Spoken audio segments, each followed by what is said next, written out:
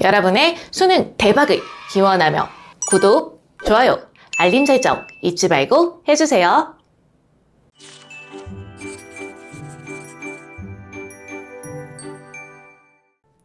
안녕하세요 여러분, 쌤입니다. 여러분 지금 공부 잘 하고 계신가요? 수능까지 얼마 남지 않은 시간이니만큼 여러분 끝까지 힘내서 잘 따라와 주시고요.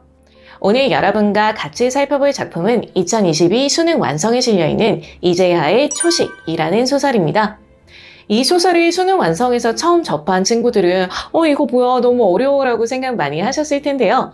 그만큼 난해하고 또 상징적이고 서사적인 유기성이 굉장히 약한 소설이기 때문에 여러분들이 어려워하는 거는 당연합니다. 그래도 다행히 수능 완성에 실려있는 문제 자체는 어렵진 않았죠.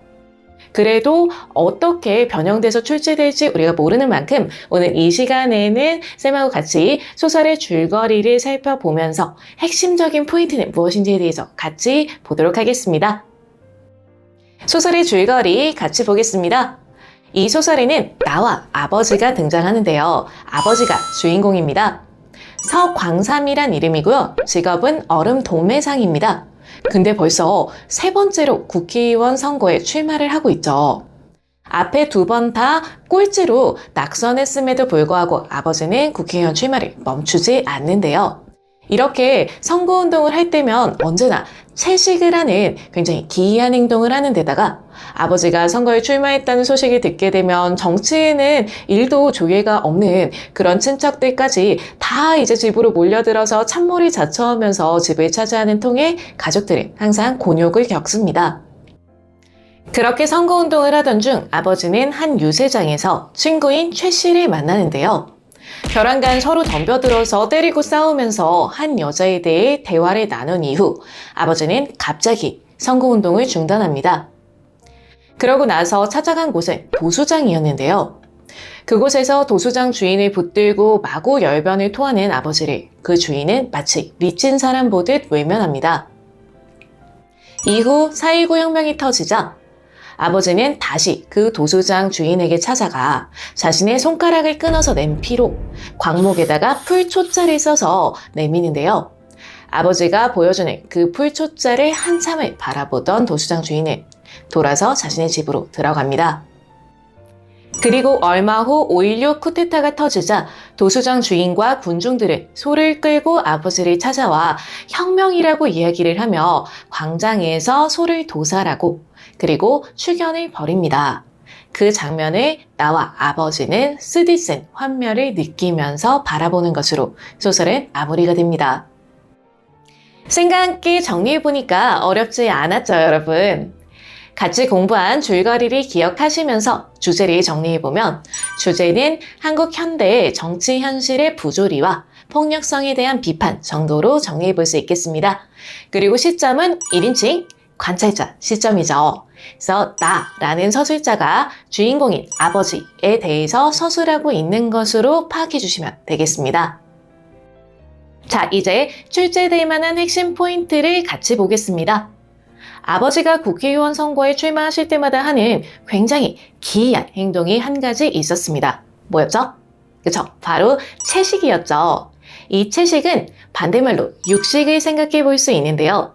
육식과 채식이 상징하는 게 무엇인지를 파악하는 게 이 소설의 가장 핵심입니다.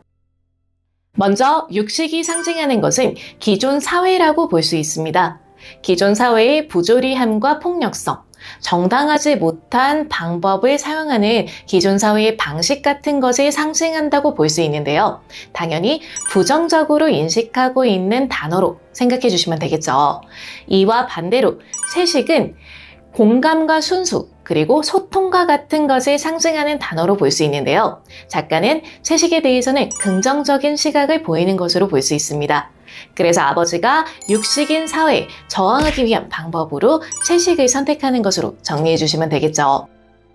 근데 이런 상징들은 소설에 등장하는 시대적인 배경과 연결지었을 때 의미가 있는데요. 이 육식은 소를 도살하는 장면으로 대표될 수 있습니다.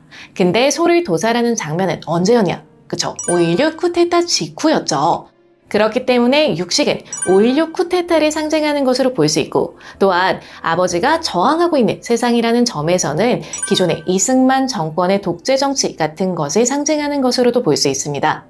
이와 반대로 채식은 언제 우리가 찾아볼 수 있냐고 하면 아버지가 도수장 주인을 찾아가서 풀초자를 쓰는 장면과 연결지어 볼 수 있는데요. 이 아버지의 행동은 언제 나타나고 있었냐? 그죠? 4.19 혁명과 관련되어서 나타나고 있었습니다. 그런 점에서 육식은 5.16 쿠데타와 이승만 정권을, 그리고 채식은 4.19 혁명을 상징하는 것으로 볼 수 있겠죠. 지금부터 작품의 핵심을 꿰뚫어보는 내 눈의 시간을 가져보겠습니다. 이 작품은 굉장히 많은 상징성을 사용하고 있는 작품이기 때문에 이런 상징들을 잘 읽어냈을 때 비로소 작가의 의도를 파악할 수 있는데요. 먼저 아버지의 직업이 얼음 도매상이라는 것을 살펴보겠습니다.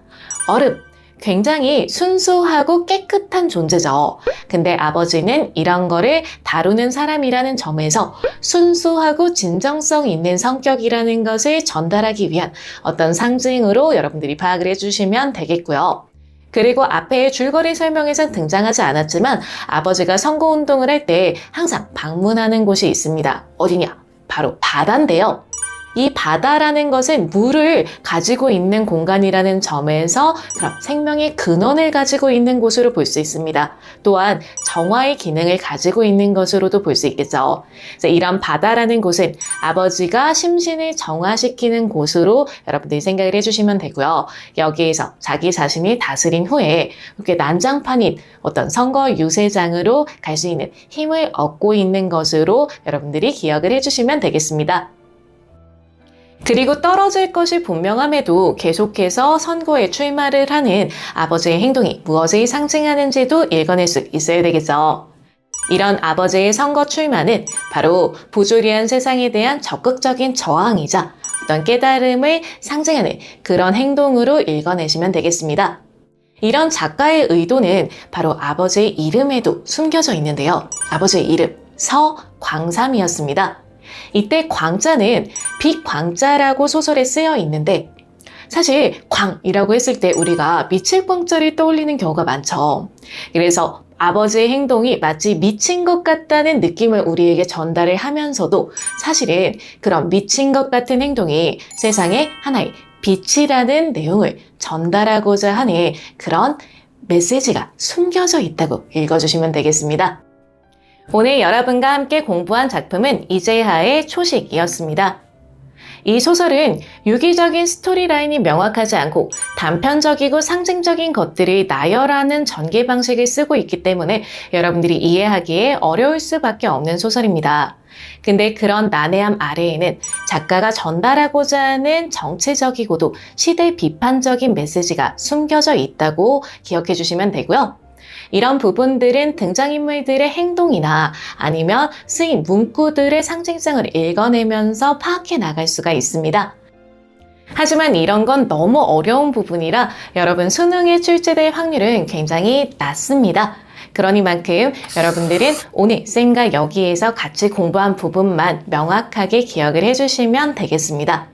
그래도 나는 좀 더 공부해보고 싶다, 궁금하다 하는 친구들은 쌤의 블로그를 방문해서 좀 더 추가적인 학습을 해줘도 좋겠죠. 여러분 오늘도 정말 고생 많았습니다. 며칠 전에 9월 모의고사 보고 나서 굉장히 심란한 친구들도 많이 있을 거로 생각하는데요.